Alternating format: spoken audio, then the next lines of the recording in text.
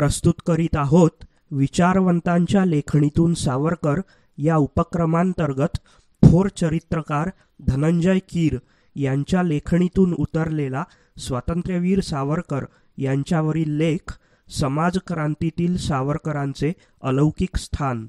अभिवाचन, संकल्पना आणि निर्मिती भूषण देशपांडे, अकोला.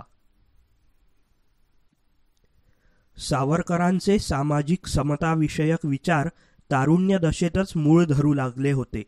आपल्या विद्यार्थी दशेतच आपल्या मराठा मित्रांकडे ते खाणेपिणे करीत असत. सावरकरांनी आपल्या 19व्या वर्षी विधवेच्या जीवनावर जी कविता केली होती त्यात रूढिभंजक सावरकरांची पावले दिसतात. धर्माभिमान म्हणजे काही, सुविवेकशून्यता नाही. कालस्थितीवश धर्मही आहे, हे तत्व मान्य. सुज्ञाने सुविचारे स्थित्यनुसारे स्वधर्म सुधारावा. आपदगतीचा धोपट मार्गची हा हट्ट व्यर्थ न धरावा.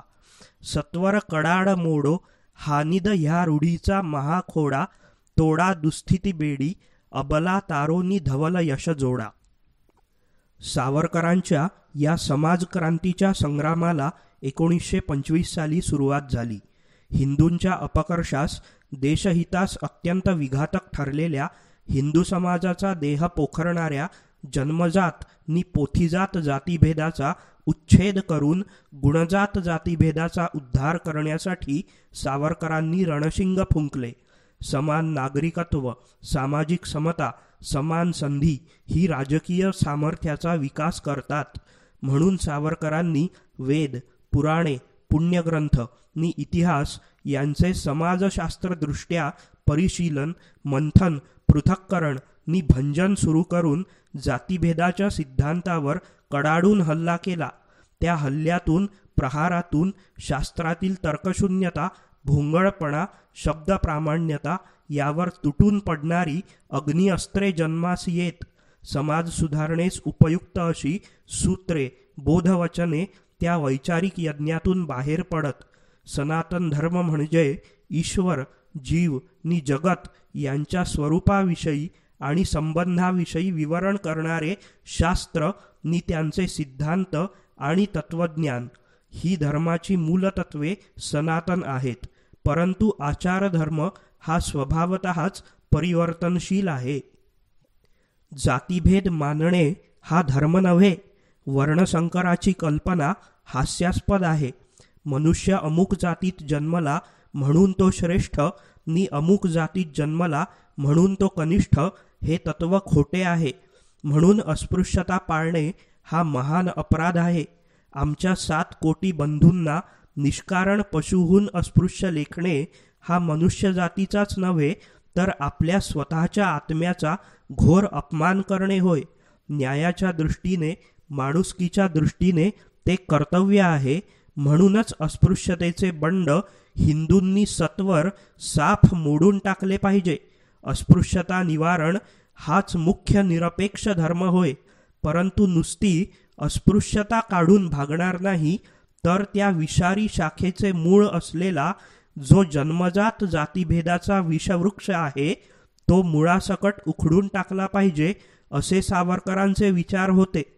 जातीभेद हा चतुष्पाद प्राणी आहे. ज्या 4 पायांवर तो मुख्यतः उभा आहे ते त्याचे 4 पाय म्हणजे व्यवसायबंदी, स्पर्शबंदी, रोटीबंदी नि बेटीबंदी. हे 4 पाय तोडले म्हणजे जातीभेदाचे धूळ कोसळलेच. या 4 बंद्या नि दुसऱ्या 3 वेदोक्त बंदी, सिंधुबंदी नि शुद्धीबंदी या कशा मोडाव्या हे दाखविण्यासाठी सावरकरांनी आंदोलन सुरू केले. व्यवसाय हे जातीच्या मानीव योग्यतेवर न ठेवता त्या त्या व्यक्तीच्या प्रगट गुणावर सोपविले पाहिजे. म्हणजे योग्य माणूस योग्य ठिकाणी लागून राष्ट्रकार्ये अधिक दक्षतेने पार पडतील. डॉक्टर आंबेडकरांना ढोर ओढण्याचे काम करण्यास भाग पाडले असते तर आपले राष्ट्र एका उत्कृष्ट निर्बंध पंडितास नि राजकारण धुरंधरास आचवले असते, असे सावरकर म्हणतात. व्यवसाय बंदी तोडण्यासाठी आता 2च व्यवसाय जातीनिष्ठ आहेत. ते म्हणजे भटशाही नि भंगीशाही. भटाला शहा म्हणू नका म्हणजे भटशाही संपली. पुरोहितत्व हे जातीवर नसावे. जो पुरोहिताची परीक्षा उतरेल तो पुरोहित. प्रत्येकाने आपले धार्मिक संस्कार आपण स्वतः करावे. भंग्याचे काम इतर जातीतील मनुष्यांनी करावे असे त्यांचे म्हणणे असे. स्पर्शबंदी तोडण्याविषयी सावरकर असे म्हणाले की विटाळ केवळ त्याच स्पर्शाचा मानला जावा की ज्या योगे आरोग्यास हानी पोचते. अस्पृश्य जातीची अस्पृश्यता ही तर केवळ मानीव, पोथीजात, माणुसकीचा कलंक. ही रूढी तात्काळ नष्ट झाली पाहिजे. रोटीबंदी तोडण्याविषयी त्यांचा उपदेश असा आहे की धर्माचे स्थान हृदय, पोट नव्हे. जे रुचेल नि पचेल ते जगात कोणचेही नि कुठेही नि कोणाबरोबरही खुशाल खावे. तसेच बेटीबंदी तोडण्यासाठी गुण नि प्रीती यांनी अनुरूप असेल तर नि सृजनशास्त्रदृष्ट्या उच्चतर संततीस बाध येत नसेल तर वाटेल त्या हिंदू जातीच्या वरवधूंची लग्ने होण्यास आडकाठी असू नये. सावरकरांचे हे विचार केवळ उक्तीत राहिले नाहीत. महात्मा फुल्यांनंतर सावरकर हे महाराष्ट्रातील पहिले कृतिशूर समाजक्रांतिकारक. सावरकरांचा पिंड क्रांतिवादी ल्युथरचा. जे उक्तीत ते कृतीत असा त्यांचा बाणा. जे विचारात ते आचारात. कुठल्या तरी शिखरावरून कोणीतरी बोलत आहे असा भास सावरकरांच्या बाबतीत होत नाही. प्राणपणास लावून त्यांनी समाजद्रोह्यांशी झुंज दिली. स्पर्शबंदी, रोटीबंदी तोडण्यासाठी त्यांनी चळवळ उभारली. अस्पृश्य गणलेल्या हिंदूंच्या मंदिर प्रवेशासाठी मोठी चळवळ उभारली. यंदा देवळाच्या पायऱ्यांपर्यंत जाण्यात यश, तर पुढच्या वर्षी देवळाच्या सभामंडपापर्यंत शिरकाव, तर तिसऱ्या वर्षी अगदी देवाच्या पायी माथे ठेवून तुम्ही आम्ही सकल हिंदू बंधू बंधू असे मुक्त कंठाने सहस्र हिंदूंच्या सभा एकतानतेने डोळ्यात अश्रू आणून गाऊ लागल्या. शेकडो वर्षात हिंदू समाजाला समाज समतेचे दर्शन घडले नाही. ते रत्नागिरीला सावरकरांमुळे शक्य झाले. विरोधाची लाट उसळली. प्रतिगाम्यांनी, जीर्ण मतवाद्यांनी एकच हलकल्लोळ केला. शास्त्रांची दोन्ही बाजूंनी तपासणी झाली. पुराणवाद्यांच्या संकुचित बुद्धीचा ठेवा संपताच बुद्धिबळावरून ते बाहुबळावर घसरले. देवळातील बत्त्या मालवून मुद्द्यांच्या ऐवजी गुद्द्यांची देवाणघेवाण झाली. सावरकरादी सुधारक शिवाजीच्या मावळ्यांप्रमाणे त्या धर्मदूषितांना पुरून उरले. सहभोजनाची तर सावरकरांनी आघाडीच उघडली. उघडपणे, छातीठोकपणे पुराण मतवाद्यांना विरोधून, रूढींचा धिक्कार करून हिंदू तेवढा एक असे तत्व धैर्याने प्रस्थापित करणाऱ्या वीराचे हे कार्य. पहिल्या प्रकट सहभोजनाच्या वेळी भिकारीसुद्धा हे धर्मबाह्य, जातबाह्य अन्न घ्यायला राजी नसल्यामुळे दूर पळाले.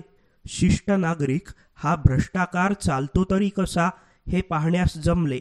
महार चांभारासह, भंगी धेंडासह, मराठा तेल्यासह नि ब्राह्मण मराठ्यासह जेवावयास तयार नव्हता. सहभोजनास जागा कोणी देईना. शेवटी नाटकगृह मिळवण्यात आले. अरे तुमचा दुर्वास ऋषी क्षत्रिय पांडवांकडे जेवला ना, कृष्ण विदुराकडे जेवला ना, शबरीची बोरे रामाने खाल्ली ना, मग तुम्हा आम्हास कसली अडचण नि भीती. सावरकरांची कुशल जिव्हा, विरोध जिंकणारे त्यांचे प्रभावी व्यक्तिमत्व, वक्तृत्व आणि पांडित्य यामुळे कच्चे सुधारक पक्के होत. जे गंमत पाहायला येत ते जेवायला बसत. बॅरिस्टर, वकील, व्यापारी, शिक्षक, महार, मराठे, भंगी, चांभार, ब्राह्मण एकत्र जेवताना पाहिल्यानंतर भिकाऱ्यांचेही भय गेले. जातीभेद ह्या जन्मात लढून मरायचा नाही, तर मरेल एकत्र जेवून. वेदोक्ताविषयी तर काय सांगावे. महार परिषदांमधून, भंगी सभांमधून वेद नि यज्ञोपविते वाटली गेली. चिपळूणकर प्रणित चळवळ्यांनी बहुजन समाजातील हिंदूंना वेद वाचण्याची मनाई केली होती. परंतु सावरकरांनी महार चांभाराकडून वेदमंत्र म्हणवून घेतले. देवळात महारांनी गायत्री मंत्र म्हटले, भंग्यांनी कीर्तने केली आणि त्यांच्या पायावर ब्राह्मणांनी नि मराठ्यांनी डोकी ठेवली. पतितपावन मंदिराच्या स्थापनेच्या वेळी सावरकरांची खरी कसोटी होती. मंदिर बांधणारे श्रीमंत भागोजी कीर हे भंडारी जातीचे असल्यामुळे त्यांना वेदोक्त विधीने मूर्ती स्थापण्याचा अधिकार नाही असा हट्ट काशीहून आलेले ब्राह्मण धरू लागले. त्यावेळी सावरकरांनी त्या धर्ममार्तंडांचा विरोध बाजूला सारून ते कार्य मसूरकर महाराजांच्या वेदशास्त्र संपन्न शिष्यांकडून करून घेतले. अस्पृश्य हिंदूंच्या मुलांना शाळेत समानतेने बसविण्यासाठी सावरकरांनी दिलेली झुंज तितकीच तडफदार आणि चिवट होती. जिल्हा लोकल बोर्डाशी झगडा झाला. ठराव उलटे सुलटे झाले. अनुकूल ठराव पास झाले तरी शिक्षक ते कृतीत आणत नसत. त्याकरिता खेड्यापाड्यातून सभा, प्रचार पत्रे, आवेदने यांचे सत्र सावरकरांनी सुरू केले. सावरकरांचे हे भव्य नि रचनात्मक कार्य अखंड एकतप चालले होते. स्त्रियांकरता अखिल हिंदू स्त्रियांचे हळदी कुंकू समारंभ, पूर्वास्पृश्य हिंदूंनाही संक्रांतीचा तिळगुळ घरोघर वाटण्याची पद्धत असे. दसऱ्याच्या दिवशी घराघरातून सोने देऊन मतप्रसार होई. सावरकरांचे कार्य एवढे बिकट की ते स्वतः चित्तपावन ब्राह्मण कुळात जन्मलेले. रत्नागिरी ही तर चित्तपावन ब्राह्मणांचे आगर. त्या बालेकिल्ल्यावर त्यांनी बुद्धिवादाच्या आणि विज्ञानवादाच्या तोफा डागल्या.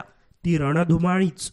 मंदिर प्रवेशासाठी झालेले ते अखंड झगडे, सहभोजनाचे ते लढाऊ प्रसंग, ते मनुस्मृतीवरील स्फूर्तिदायक चर्चेचे सप्ताह, त्या महारवाड्यातील पूजा, ती भंगीवाड्यातील भजने, त्या पहाटेपर्यंत चालणाऱ्या ग्रामोग्रामी चर्चा, प्रभातीच्या किरणांबरोबर सुधारणेची किरणे दुसऱ्या ग्रामी नेण्याची ती धावपळ, अस्पृश्य मुलांच्या शाळा प्रवेशासाठी दिलेल्या त्या झुंजा, तो कडवटपणा, चिवटपणा. त्या रणधुमाळीत सर्व समाज, सर्व जाती, इतिहास, सर्व धर्मग्रंथ, स्मृती नि पुराणे ढवळून निघाली. सावरकरांचा बुद्धिवादात पाडाव होत नाही असे पाहून त्यांची वैयक्तिक निंदा करण्याचा दुष्ट प्रकार सुरू झाला. सावरकरांचे हे महान कार्य पाहून कर्मवीर महर्षी विठ्ठलरामजी शिंदे आनंदाश्रूभरीत स्वरात म्हणाले की येथे घडत आलेली सामाजिक क्रांती खरोखरीच अपूर्व आहे. हे दिवस पाहण्यास मी जगलो हे ठीक झाले असे मला वाटते. ज्या स्वातंत्र्यवीराने आपल्या अज्ञातवासाच्या अवघ्या 7 वर्षात ही अपूर्व सामाजिक क्रांती घडवून आणली, त्या बॅरिस्टर सावरकरांचा किती गौरव करू असे मला झाले आहे. देवाने माझे उरलेले आयुष्य त्यांनाच द्यावे, कारण माझे अपुरे राहिलेले हेतू पुरवील तर हा वीरच पुरवील. त्याचवेळी सावरकरांच्या कार्याचा विशेष आदरपूर्वक उल्लेख करून डॉक्टर आंबेडकरांचे जनता साप्ताहिक म्हणाले की रत्नागिरीच्या बॅरिस्टर सावरकरांचे कार्य तर या बाबतीत गौतम बुद्धाच्या कार्याइतके निर्वाणीचे आहे. प्रत्यक्ष जातीभेदावरच तेथे त्यांनी शस्त्र उचलले आहे.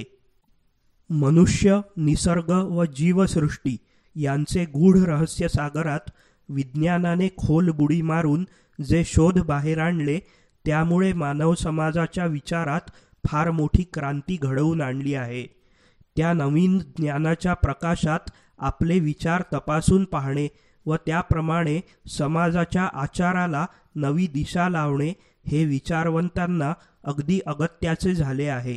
सामाजिक नि राजकीय जीवनाच्या विचाराच्या मुळाशी प्राचीन काळी वा अर्वाचीन काळी गृहीत धरलेल्या ज्या उत्पत्ती अपुऱ्या ज्ञानावर आधारलेल्या होत्या, त्या आता बदलल्या पाहिजेत अशी तर्काधिष्ठित बुद्धीची वाढ होऊन मनुष्यात आत्मविश्वासाची नि बुद्धिप्रामाण्याची जाणीव निर्माण झाली, म्हणजे मनुष्याच्या मनावरचे गूढतेचे आवरण उडून त्याला धैर्याने जगण्याची दृष्टी येईल, असा बुद्धिनिष्ठ दृष्टिकोन आपल्या समाजाने स्वीकारावा आणि ही समाजक्रांती घडवून आणून नवीन समाजरचना करावी असा संदेश देणाऱ्या भारतीय बुद्धिप्रामाण्यवादी विचारवंत पुढाऱ्यांपैकी सावरकर हे एक होत. मनुष्याची आधिभौतिक प्रगती होण्यासाठी अन्याय, यातना, दारिद्र्य, विषमता, अज्ञान, धर्मभोळ्या समजुती यांपासून मनुष्य समाज मुक्त झाला पाहिजे. त्यासाठी मनुष्याचे मन ईश्वरविषयक गूढ गुंजनापासून मुक्त होऊन पंचमहाभूते त्याच्या ओसरीस राबविण्याची त्याला शक्ती आली पाहिजे. सर्व स्थित्यंतरे ईश्वर घडवून आणतो. रोग होणे, भूकंप होणे, संकटे येणे ही सर्व ईश्वरी कोपामुळे उद्भवतात, ईश्वरी कृपेमुळे नाशही पावतात. ही ईश्वरावर भार ठेवून वागणारी परमार्थवादी परंपरा, पोथीनिष्ठ आंधळेपणा नष्ट झालाच पाहिजे. संसार मिथ्या आहे, ऐहिक ऐश्वर्य क्षणभंगूर आहे, दुःख, विषमता, गुलामगिरी, अन्याय इत्यादी वाट्यास आली असताना ईश्वरी संकेतच तसा होता, पूर्वसंचितच तसे होते म्हणून विरोध करू नये. परमेश्वर, प्रार्थना, प्रसाद, जप, उपोषणे यांनीच सर्व कार्ये सफल होतात असे शिकविणाऱ्या वीर्यहीन, अगतिक, लोकशाहीला मारक, अत्यंत प्रतिगामी अशा विचारसरणीचा उच्छेद करून मानव हाच त्याच्या भाग्याचा शिल्पकार आहे ह्या सत्यावर भर देणे हे क्रांतिकारक सामाजिक तत्त्वज्ञानाचे मुख्य कार्य आहे. परमार्थवादी हिंदू समाज कसा हतबल, पंगू झाला आहे, तो परमार्थाच्या नि भगवंताच्या अधिष्ठानासाठी तसा तिष्ठत राहिल्याने भौतिकवादी राष्ट्रांचा कसा गुलाम झाला हे त्या समाजाच्या मनावर ठसवणे हे एक महत्कार्य आहे. स्वातंत्र्यवीर सावरकरांनी या संबंधात अगदी मूलगामी नि क्रांतिकारक विचार मांडलेले आहेत. त्यातील शास्त्रशुद्ध विवेचन, बुद्धिवादाची तीव्रता नि तर्कशुद्धतेचा तेजस्वीपणा यांचा ओघ अमोघ आहे. धर्मभोळेपणा, अंधश्रद्धा, राष्ट्राचे जीवन पोखरून त्यास हतबल करणाऱ्या राष्ट्रदेहात रुजलेल्या दुष्ट रूढी, भ्रामक समजुती, भोंगळ व्रते नि आचार यावर अत्यंत निर्भयतेने त्यांनी विजेचे फटके ओढले आहेत. राष्ट्राच्या स्वास्थ्यास नि संवर्धनास अत्यंत हानिकारक होत असलेल्या शब्दनिष्ठ प्रवृत्तीमुळे या वैज्ञानिक युगातही पुरातन विवेकशून्य व्रतविधीच्या फासात अडकल्याने राष्ट्राच्या होत असलेल्या बुद्धिहत्येचे दुष्परिणाम आगरकरांनंतर एवढ्या प्रचंड स्वरूपात महाराष्ट्रात सावरकरांवाचून दुसऱ्या कोणत्याही पुढाऱ्याने दाखविलेले नाहीत. सावरकरांच्या विज्ञाननिष्ठ नि बुद्धिप्रामाण्यवादी लेखांमुळे महाराष्ट्रात विज्ञानयुगाची प्रभात फाकली नि तिचे किरण भारतातील अन्य प्रांतातही फाकले. हिंदू धर्म हा केवळ आध्यात्मिक शिकवण देणारा नसून त्याने आमच्या सामाजिक नि वैयक्तिक व्यवहाराचे नियमन केले आहे.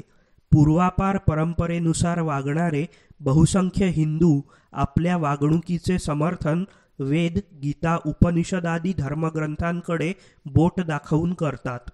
ज्या पोथीनिष्ठेची नि श्रुतिस्मृती पुराणोक्त वादाची परिणती म्हणून समाजाच्या एका भागाला अस्पृश्यतेच्या अघोर खाईत पिचत पडावे लागत आहे, जी पोथीनिष्ठा शूद्राने जन्मभर अर्धपोटी राबावयाचे नि वरिष्ठांनी सत्ता नि ऐश्वर्य भोगावयाचे अशा अनेक प्रकारच्या उच्चनीचतेस प्रसवली, भोंगळ व्रतांच्या अंधपूजनात वाहात राहिली, ती पोथीनिष्ठा नि श्रुतिस्मृती पुराणोक्त गुंडाळून ठेवून विज्ञानाचे ग्रंथ अनुसरा असा सावरकरांचा आदेश आहे. धर्मग्रंथावर अधिष्ठित समाजरचना करण्याचे दिवस गेले आहेत.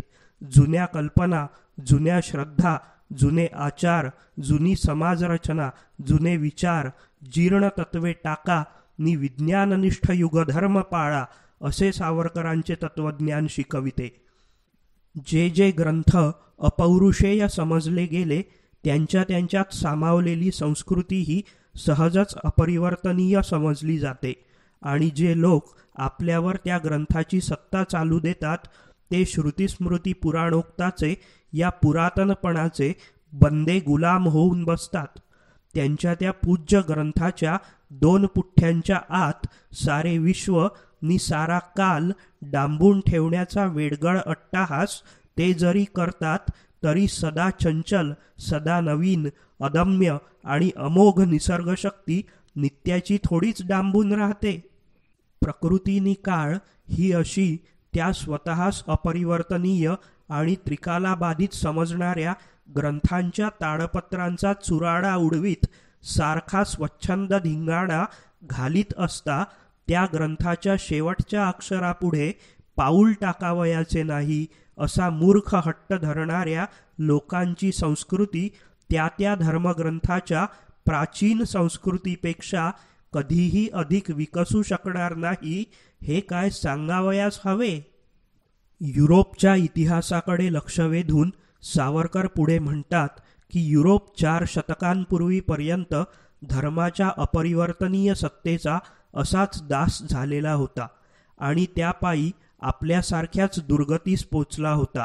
पण त्याने बायबलास बाजूला सारून विज्ञानाची कास धरताच, म्हणजेच श्रुतीस्मृती पुराणोक्ताची बेडी तोडून अद्ययावत बनताच, अप टू डेट बनताच युरोप गेल्या 400 वर्षात आमच्या पुढे 4000 वर्षे निघून गेला, त्रिखंड विजयी झाला. तसे आमच्या भारतीय राष्ट्रासही होणे असेल तर पुरातनी युगाचा ग्रंथ मिटून ही प्राचीन श्रुतीस्मृती पुराणादी शासने गुंडाळून आणि केवळ ऐतिहासिक ग्रंथ म्हणून ग्रंथसंग्रहालयात सन्मानपूर्वक ठेवून विज्ञान युगाचे पान उलटले पाहिजे. त्या ग्रंथांचा काल काय झाले इतकेच सांगण्यापुरता अधिकार, आज काय योग्य ते सांगण्याचा अधिकार प्रत्यक्षनिष्ठ प्रयोगक्षम विज्ञानाचा. मुसलमानाप्रमाणे धर्मवेडे व्हावे असा हिंदुत्वाचा अर्थ करणाऱ्या काही कर्मठ हिंदुत्वनिष्ठांना सावरकरांनी निक्षून बजावले आहे की मुसलमानासारखे पोथीनिष्ठ होणे ही तोडीस तोड देण्याची रीत नसून युरोपियनांप्रमाणे विज्ञाननिष्ठ, प्रत्यक्षनिष्ठ, भौतिक उपयुक्ततानिष्ठ होणे हीच त्यावरची तोड आहे. धर्मग्रंथावर समाजसंस्था उभारण्याचे दिवस गेले. वेद, गीता, उपनिषदादी ग्रंथ पूज्य आहेत, आदरणीय आहेत, तेवढेच पुरे. ते परमप्रमाण नसावेतच. या विज्ञानयुगात समाजसंस्थेची जी संघटना करावयाची ती प्रत्यक्ष ऐहिक व विज्ञाननिष्ठ अशाच तत्वावर केली पाहिजे.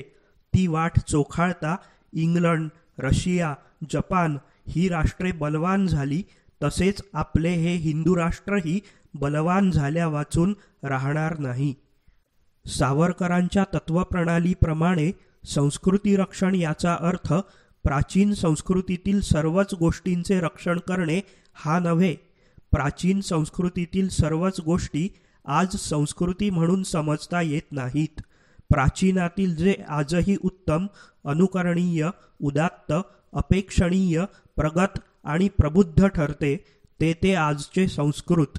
तसे प्राचीन संस्कृती रक्षण हे आजचे कर्तव्य होय, प्राचीन दुष्कृती रक्षण नव्हे.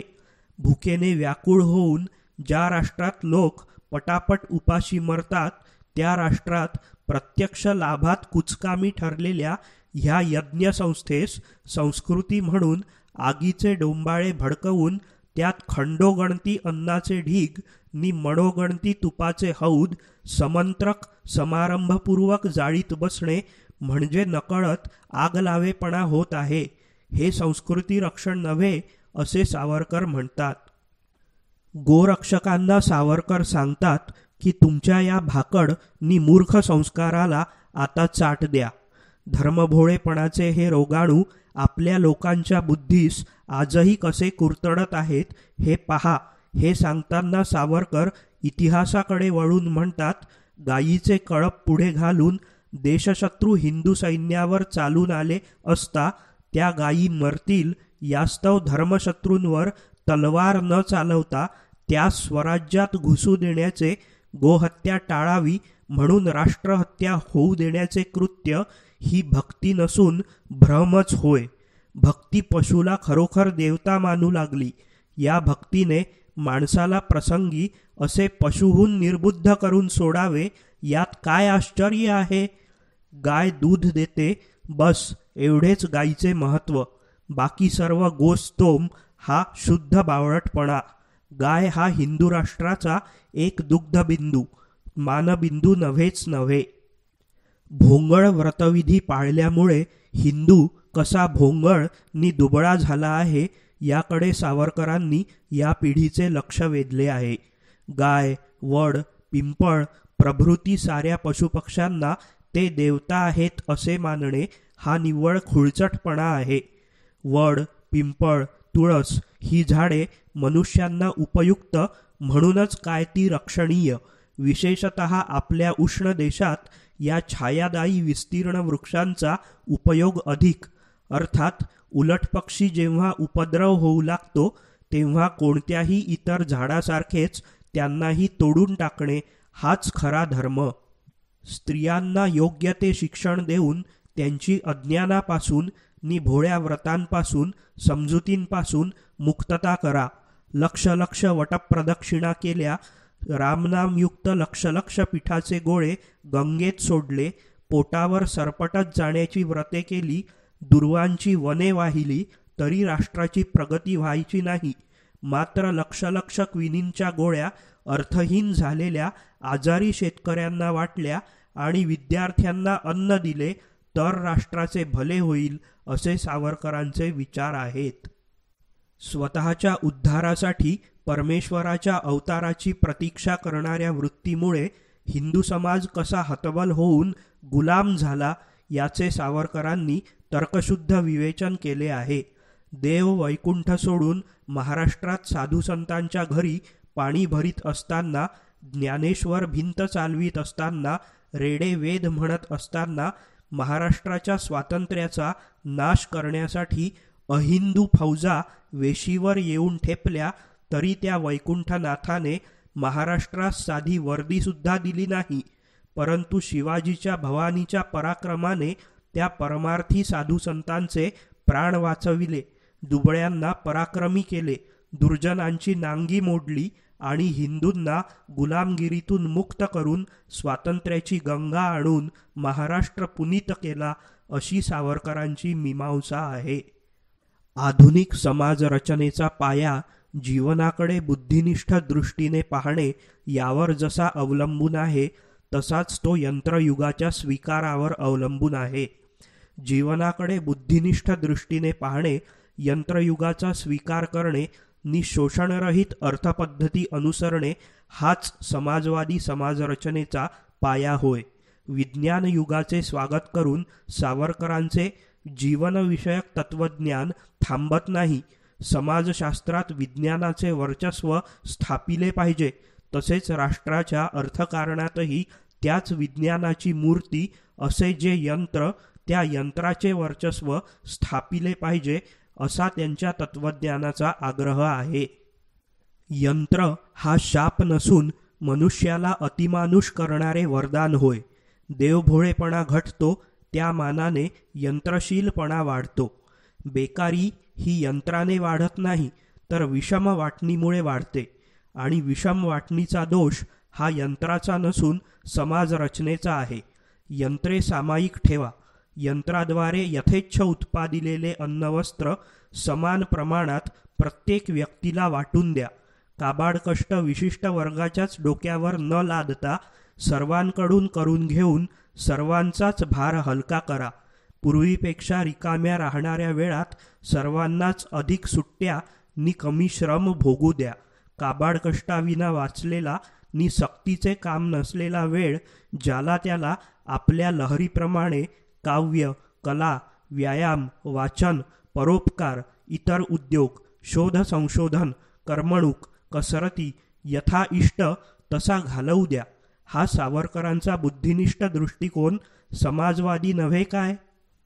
सावरकरांनी रशियन समाजवादाचा जय जयकार हा मोकळ्या मनाने केलेला आहे. तेथील आर्थिक नि सामाजिक समतेचा उद्घोष केला आहे. रशियन क्रांतीसंबंधी त्यांची मते उल्लेखनीय नि विचारार्ह आहेत. ते म्हणतात की रशियामध्ये बोल्शेविक क्रांती झाल्यावर जी उलाढाल झाली ती काही इतर अनेक क्रांत्यांप्रमाणे केवळ राजकीय, सामाजिक वा धार्मिक क्रांती नव्हती, तर तिचा हेतूच, तिचे सुस्पष्ट ध्येयच मुळापासून मनुष्य समाजाची रचनाच नव्या पायावर करावयाचे होते. तिला मानवी समाजाच्या जीवनाची दिशा बदलवायची होती. ती एक नुसती राज्यक्रांती, एक नुसती धर्मक्रांती, एक नुसती अर्थक्रांती किंवा एक नुसती समाजक्रांतीच काय ती नव्हती, तर ती रशियन क्रांती होती, एक जीवनक्रांती. मनुष्याच्या आधिभौतिक प्रगतीसाठी, मनुष्य समाज सुखी करण्यासाठी विज्ञानाचे, यंत्रयुगाचे नि बुद्धिप्रामाण्यवादाचे समाजास अधिष्ठान असावे असे म्हणणारे सावरकर समाजवादी समाजरचनेपर्यंत कसे पोचतात हे आपण पाहिले. मार्क्सचे आर्थिक सिद्धांत हे समाजाच्या प्रगतीत भर घालणारे असतील, समाजाचे हित साधणारे असतील, तर त्यांचा स्वीकार केलाच पाहिजे असे सावरकरांचे मत आहे. परंतु सावरकरांचा दृष्टिकोन थोडा निराळा आहे. ते म्हणतात, 100 वर्षापूर्वीच्या युरोपमधल्या समाजाच्या स्थितीचे निरीक्षण करून जे मार्गदर्शन मार्क्सने केले, तसेच ज्या हिंदुस्थानातील समाजस्थितीची मार्क्सला काहीच माहिती नव्हती, त्या हिंदुस्थानला आज तो तसाच मार्क्सवाद लावू पाहणे म्हणजे अपरिवर्तनीय पोथीनिष्ठा.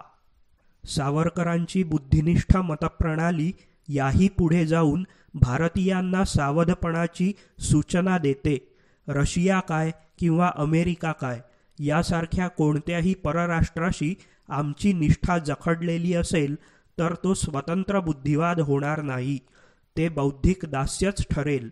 म्हणून राष्ट्रवादाचे युग अद्यापि संपलेले नाही, हे मार्क्सवादी लोकांनी लक्षात ठेवावे. सावरकरांची समाजक्रांती ही महाराष्ट्रातील नि भारतातील समाज सुधारणेचे नि विचारक्रांतीचे एक स्फूर्तिशाली पर्व आहे. सावरकरांचे समाजकारण, राजकारण, इतिहास, बुद्धिवाद यांच्यावरील विचार मूलगामी, क्रांतिकारक नि तेजस्वी आहेत. ज्यांच्या विचारांचा नि कार्याचा आधुनिक भारतावर परिणाम झाला आहे, त्यापैकी सावरकर हे एक महापुरुष होत.